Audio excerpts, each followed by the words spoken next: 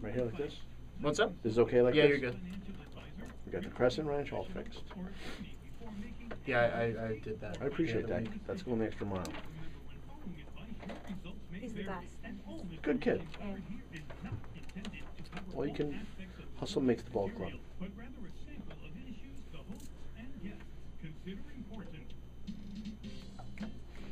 Victoria wrote this.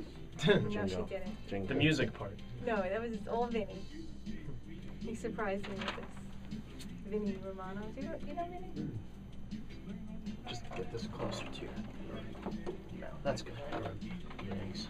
You choose. And now it's time for a power hour from America's trusted resource for everything real estate. Everything in the real estate industry is I feel like being upbeat today. I'm going to be upbeat. Are you upbeat? Yes. the Real Estate Revolution with your host, Victoria Riva Dinera, and her co-host, Scott Fortino. Welcome to the Real Estate Revolution.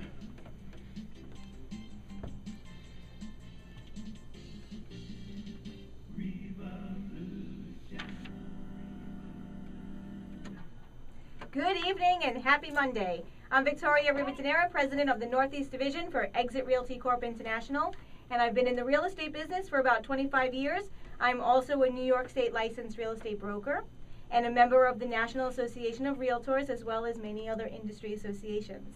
And I am here in the WFAS studio, aka the Man Cave, with my co-host Scott Forcino. How you doing today, Great. Scott? Good evening. I'm happy to be here. We have, What's our topic today? well, we don't have death, but we have taxes. The only two certainties in life, and these are the property taxes. I know their audience is going to be really excited to hear why they exist, why they must be paid, in what order, the consequences for failure, how to reduce them, and how they are treated at closing. So I'm going to introduce John Noto. John was a partner in a family of real estate valuation and consultant firm for over 20 years. He was a director of real property tax services in Rockland County for 9 years, and during his time as a director, he advised, trained, and counseled assessors, local government officials, school district officials in all areas of property tax. Annually, John trained the boards of assessment review for each of Rockland's 5 towns, and he served in several statewide committees discussing various aspects of the real property tax system in New York. He's an expert, and he's a graduate of St. Thomas Aquinas College, receiving a BS in finance. And that's not BS, that's true. So, well, a big topic is taxes here, and we're sitting in Westchester, and Victoria reminded me that this is the seat of the highest property taxes in America. And I'm the only resident. Westchester County is the highest taxes across the country. In fact, there was a house that recently went on the market in Purchase, New York. You probably know about this. And the taxes were $117,000. I'm not surprised. Purchase is amongst the highest, and so is Bronxville. They're over 6 figures in a lot of cases. Yeah, now they're not all like that, but you know, we do average about 5 times more than everywhere else. And I was telling this to John earlier, and he said that $117,000 is not the highest he's ever heard in Westchester County. That's correct. On the waterfront, it could be double that, depending on the size of the property. Wow, that's really crazy. But like I said, they're not all like that, right? So what brings our taxes so high in Westchester County? Is it school system, value of homes? It's is a it? compilation of a whole number of forces. You have school districts that have tremendous budgets. You have police departments.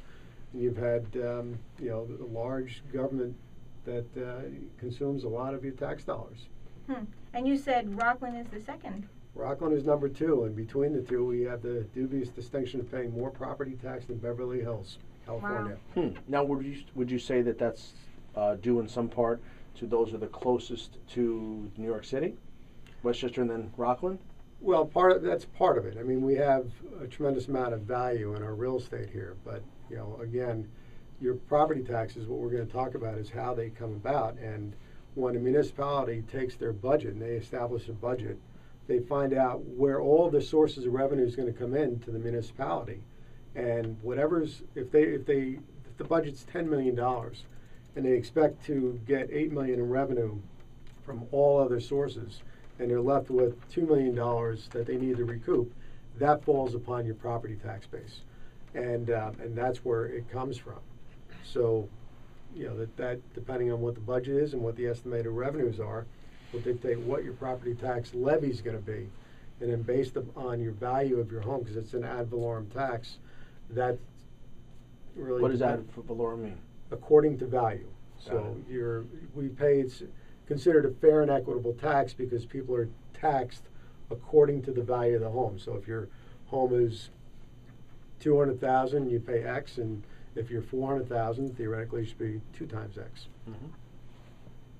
Well, I have a bunch of questions, but Victoria, you had Well, some I have some information? fun facts that you Okay. just jumped right over because I know you love them so much. let's But you go. mentioned New York City, and rumor has it that Madison Square Garden in New York City has not paid property taxes since 1982. Are you aware of that, Scott? Not at all. Is that the what is the most famous arena in all of It all is the sports? most famous arena in sports. Oh, I consider tie it that a in. music arena. Right, right. Because I No, it's really both. gravitate toward music. And how many as times you has know. Billy Joel played there? Yes, you know? many, many, many times. About 65. Yes, many times. He sold out. He sold out 21 shows in a row right now. Yeah, and he's Wow. and my Yeah. brother actually graduated Nice. the police academy in Madison Square Garden. For people that don't know that. Very nice. And they have not paid their taxes since 1982. Do you know why? Refusal? No. Because James. Because there was a 10-year tax abatement that was inadvertently made perpetual due to a clerical error. Nice. I'm Can you happy that they imagine? took advantage of that. Yeah. So that has already cost New York City and has saved Madison Square Garden about $300 million. So this is rumor. I don't have a real source to that.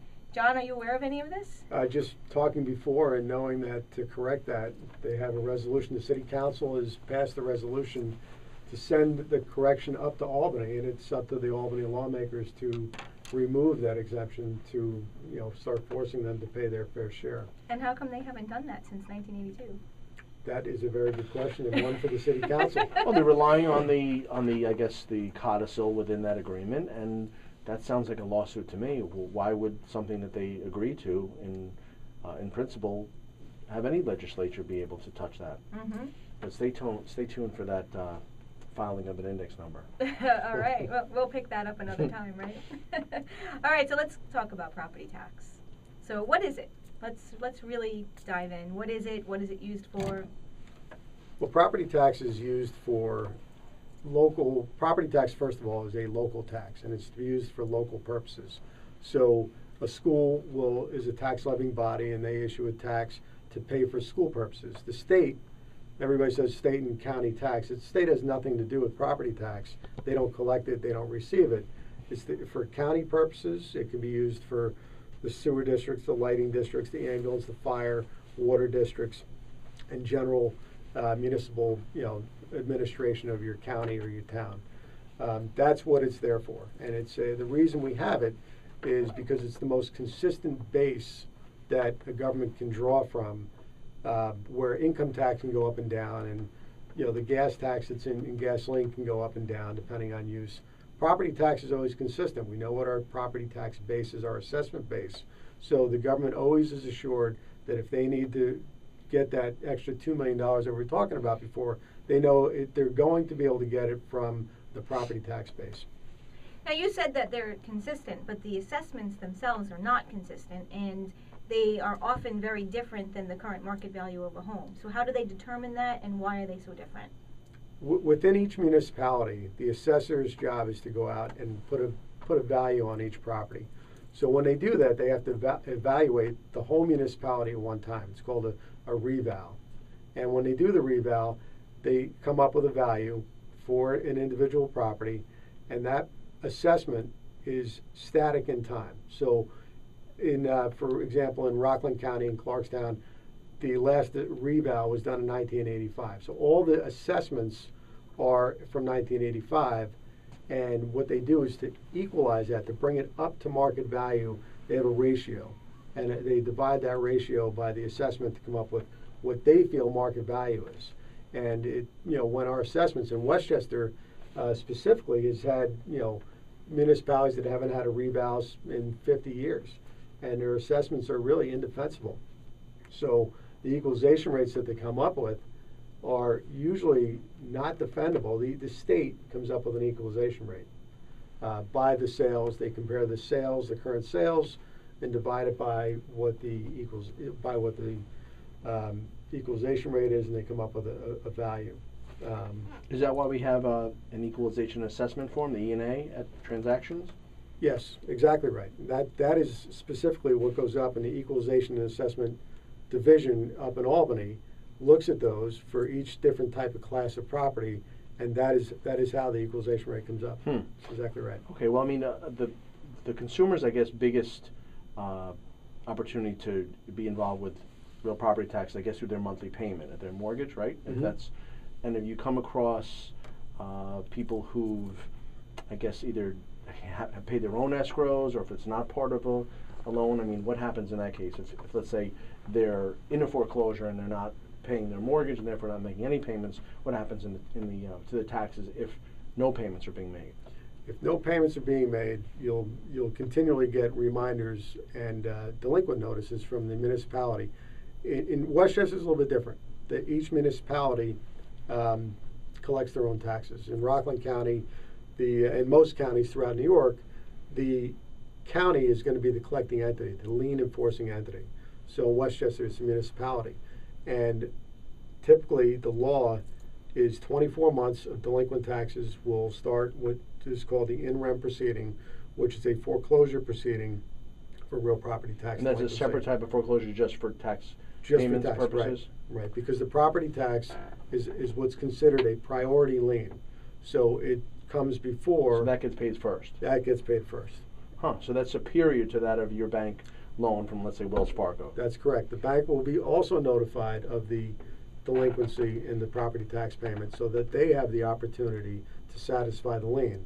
And in effect, what they'll do is they'll not allow that non-escrow loan to be non-escrow any longer, and they'll escrow it to make sure that their loan is protected. Or pay it? Yeah, it'll get typically paid, they won't yes. pay it, right. Right. Yeah, Right. well, they'll have to pay it to protect their interest in the property. I mean, this, I guess, we're touching on the good and the normal, and that's the bad side of the tax Yeah. situation. Can we touch on another aspect that I think people are interested in is the STAR, the program, the Enhanced STAR.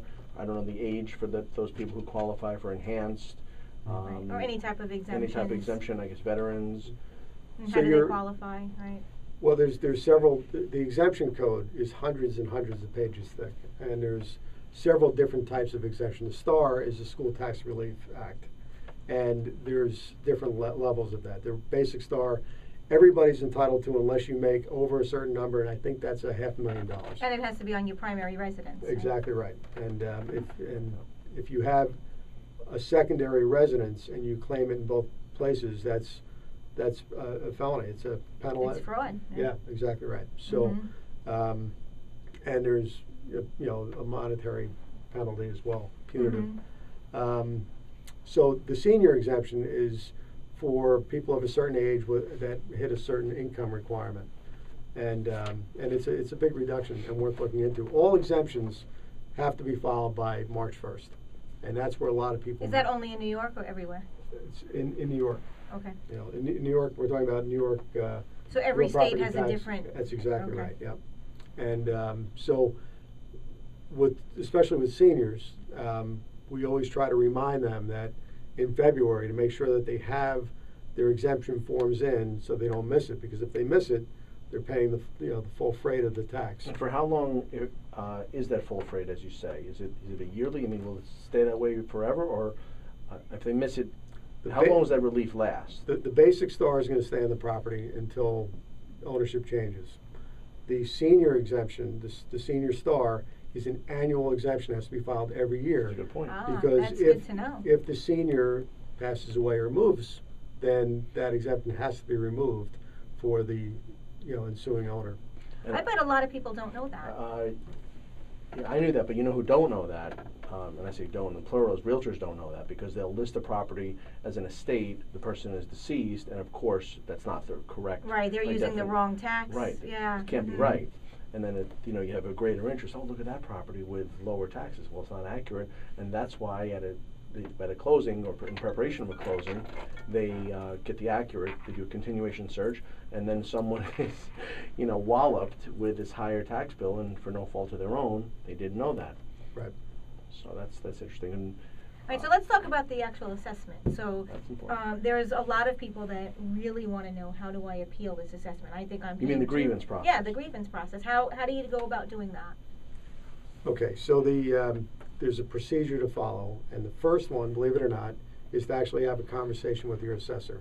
And you look at it and you say, Mr. or Mrs. Assessor, I feel I'm overassessed and here's my case. And typically, the assessor is gonna say, my number's right, Mm-hmm. file a grievance. Well, what would that individual's quote-unquote case be based on? An appraisal? Do they pay for an appraisal? It can be. It can be based on a Comps. sales price. It can be Well, we based on saw a comps. lot of that when the market dropped. Certainly, and the towns were hurting because they lost a lot of That's right. tax revenue because of the reduction in value. But so around here, I know a lot of lawyers do it. So Mhm. do you? No offense to the lawyers that may be listening. Do you need a lawyer for this? Absolutely not. Really? You only need a lawyer if, in two circumstances. When do you ever need a lawyer? Well, I know there's some form of hearing. There's the Board of Assessment Review. They hear Mhm. every case. And whether it's a single-family home, or one, 2 or 3 family home, or other types of properties, all other types of properties fall under a different set of rules. But the second process is to file your grievance with the Board of Assessment Review. And if you are denied, then there's 2 avenues you can go. One is if you're looking for a reduction under 25% of a reduction of assessment, you file what's called a small claims assessment review. And that is an informal hearing with a review officer and the assessor. No lawyers are needed. And it's set up that way because of the two major components to your property tax is the assessor and the homeowner, the property owner. And the assessor's job is to put the value on the property, and the homeowner's or the property owner's job is to make sure that To it's bring it correct. down. Well, it's to Mhm. make sure it's correct. Right. Yeah. All right, we're So- going to take a break. Hold that thought. If you'd like to join in on the conversation when we return, please give us a call back at Call us at 914-693-5700. You can tell it's Monday for me. 914-693-5700. Please call us back right here. No, I mean, I know the hearing issue. I mean, but let's be real. Mom, Pa, Kettle or not, they've never been in a courtroom. They have no idea the reality. So they hire a person who doesn't cost them anything unless they win.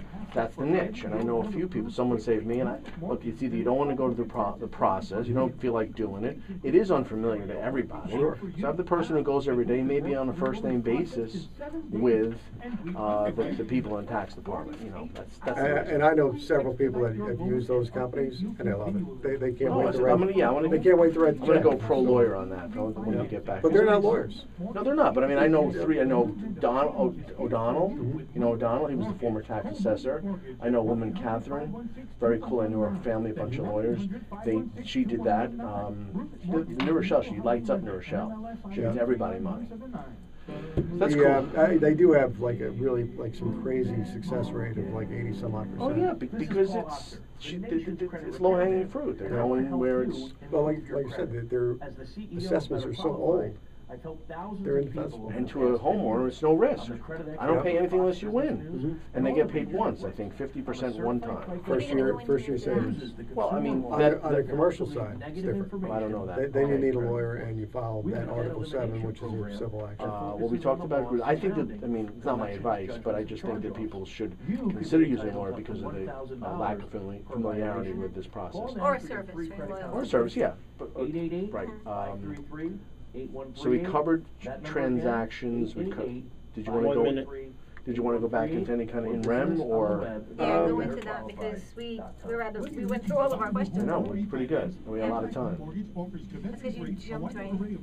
You're thinking on your feet again. What was there to do? Did you relax? What could we do? Well, I had a whole bunch of fun Good. facts that you just skipped right over. Pop it back.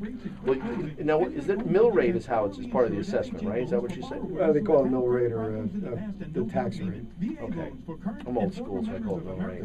armed forces. Whatever loan product, our licensed mortgage originator. People have no idea why am I signing. Remember the E&A used to be the individually. The 5217? and it was the carbon paper. They will get you the right mortgage for you. Call AnnieMac Home Do Mortgage. you have any? 15 Do seconds. you have any like the? You still use paper? No, Westchester uses the prep. You use the prep up there.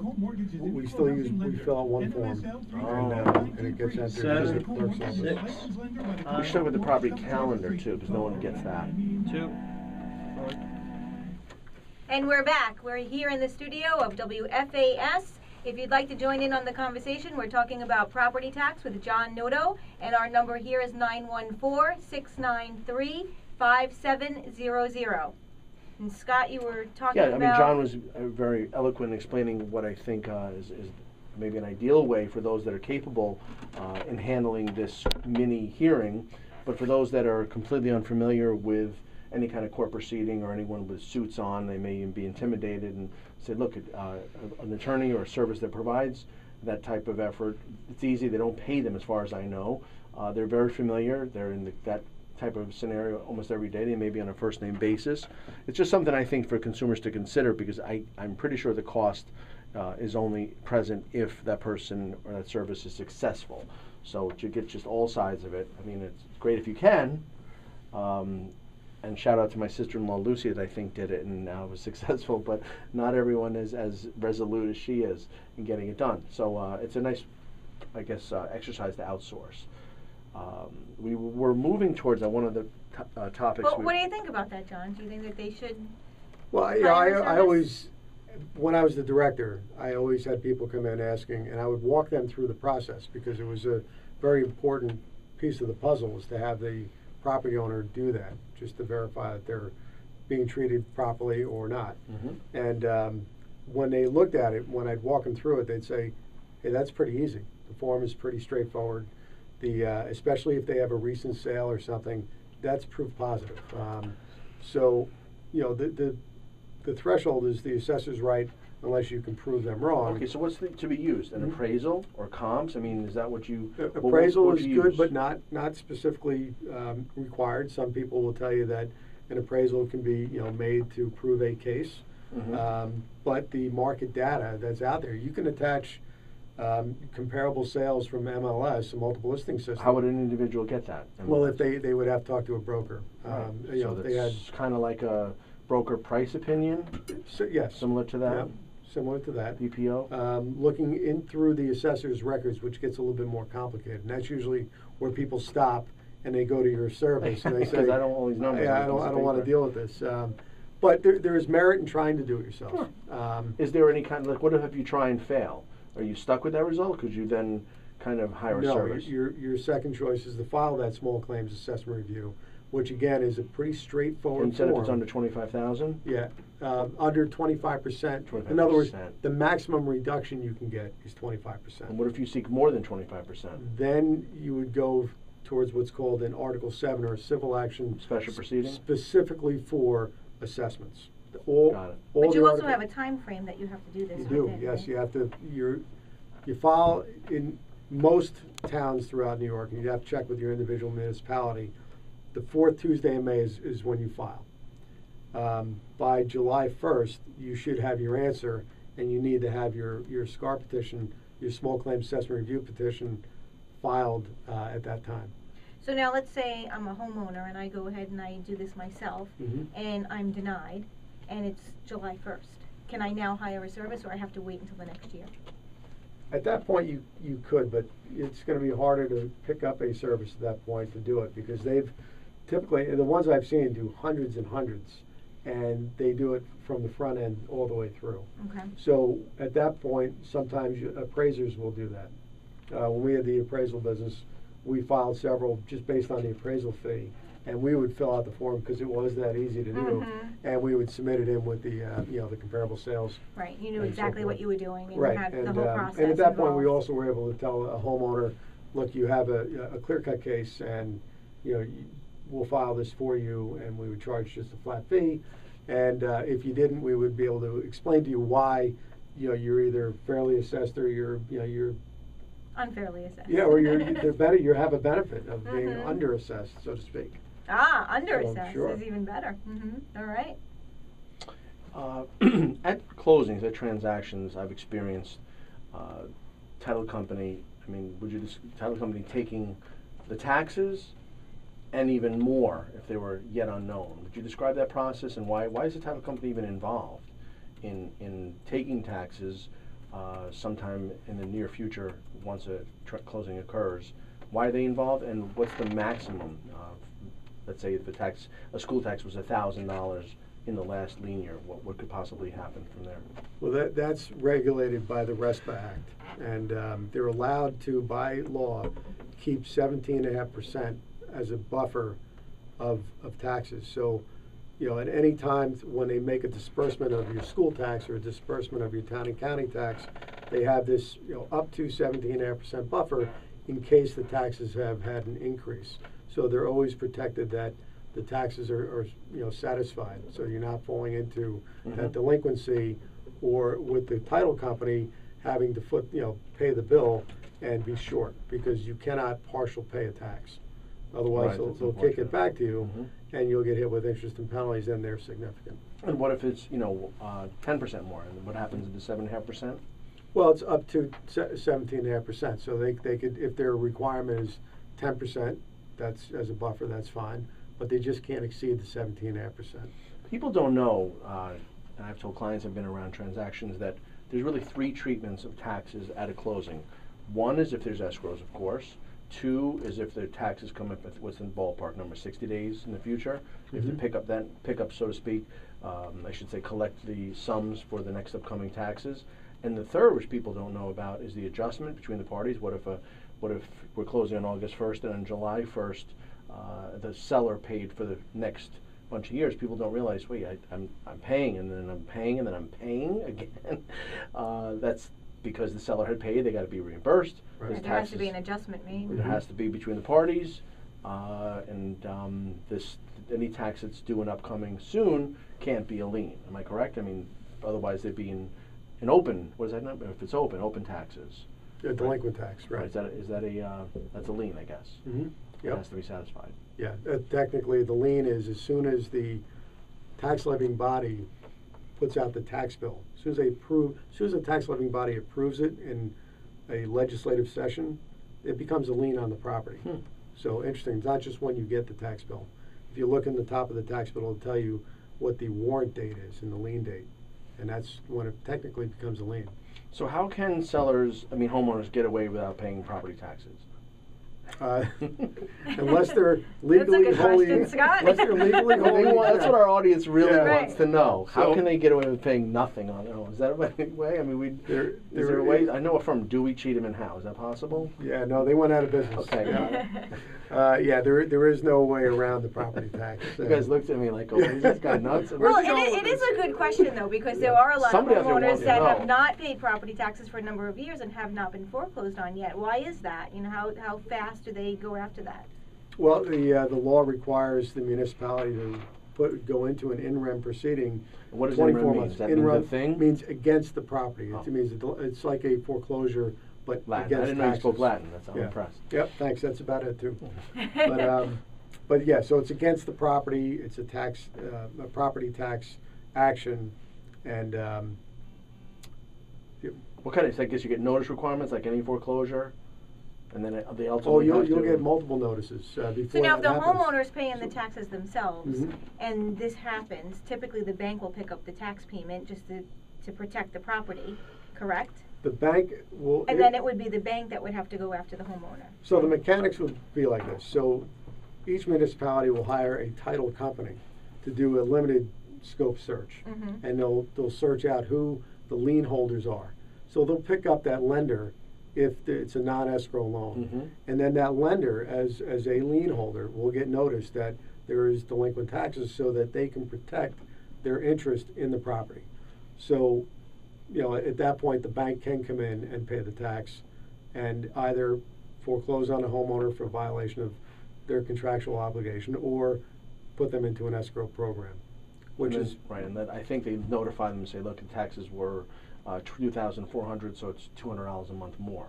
Right. Get them on board. Mhm. Right. Right. Yep. And how long does that process typically take? I think that was really a question. How can I do this and get away with it? Because that is what has been happening with all of the foreclosures now, because there were so many. Mm-hmm. Yeah, well, that again, with the banks, the bank to go out and look to see that taxes are paid, that's a different service. And typically, a good lender or a larger lender is going to be pretty on top of that, because they could be holding a huge portfolio of loans that if they're not doing that, and they have several that are that are tax delinquent, then they'd have to make a real hard business decision whether they pay it and protect their interest or let them go. And in different parts of the country with different values on homes, it could be a different decision in each area. Here, again, like we were talking before, we have such tremendous value in our real estate. It typically behooves them to pay the tax before the county does. And again, what we talked about at one point before we went on the air was when the municipality does foreclose and the taxes on the property are $50,000, but the value of the property is $500,000, the municipality keeps that money, the excess money. I'm sure the public thinks that that's a negative windfall. That really, yes, I might owe that tax, but I certainly have all this value which I've accrued since 1979. I mean, could you explain the rationale to a home buyer, maybe as a warning, to say, look, if you don't pay that, you could lose that hard fought for equity? What's the rationale? So all the lien holders in that in rem proceeding, all the lien holders are notified, and if they don't step forward to protect their interest, that once the deed is filed, the tax deed, that wipes them out. So now they might have had a couple $100,000 of interest, and they've been wiped out. And if the homeowner is allowed to take the excess over that $50,000, well, they just got away without paying those other lien holders. Okay, what about I understand. So other lien holders like a lender, even judgment creditors, contractors, everybody, yeah, sure. mechanics Anyone who has a lien. lien on Got it. it. So they get wiped out. So I understand. That makes sense to me. But what if there is no loan? What if the only lien is those, or the only lien? The only lien is the tax. Yes. Then why? I mean, you gave me a great answer. Why would I not just, if I'm the homeowner? Yes, I've been delinquent, derelict, and we had a terrible, recession and sickness and so on. I understand I pay my debt with penalties, but why would I lose the equity? Yeah, those are terrible circumstances, and they do happen. One was in Long Island where I think it was almost $500,000 that was what you would consider a windfall towards the county. And the philosophy is that with the lien enforcement activity, the expense of it is very high. And, to enforce the liens and reimburse the municipalities, they have to bond the money so that they have the money to give to the school or give to the municipality. And, in Westchester, it's the township that's reimbursing the county and the school. So they have to bond for that. And When you there's a say cost bond, to I'm it. sorry to interrupt. When you say bond, does it usually mean pay 10% for that bond? No, it's It's a surety bond? if all the delinquent taxes in the municipality are $5 million, then they'll put a tax anticipation note of $5 million bond. So it's an overall. It's an overall. It's not a Right. home by home. And then I that way misunderstood. they have the money to make the other, the in this case, the county and the school district whole, and they would recover that over time through the lien enforcement, So the of selling rationale those is that homes. they lose on some and they gain on others. Exactly right. Hmm, And where that's it's- very So that's a real unfortunate. disparate treatment, for different people. But that's interesting. Look, I mean, that's why I know that in mortgage loan underwriting programs or requirements, the tax is such a big thing. It affects affordability so much. People, I know Tim lives in Greenwich where they're far less. I know that the Bronx, our neighbor to the south, is so much less. Even Eastern Long Island, I know that's so much less because they don't have big police or sewers or lights or garbage. So I guess you get a lot more. Do we get some luxury services in Westchester? I don't know. Well, it's just different services. Hmm. Different than the boroughs. Certainly, yeah. Much different. Sure. We are talking about property tax. We have John Noto here as our guest, Scott Forcino as our co-host. And if you would like to join in on the conversation, please give us a call at 914-693-5700. Again, that's 914-693-5700. Have you ever been disappointed because something Cool. important you planned went wrong at the last moment? Doesn't that make you There's more really phone.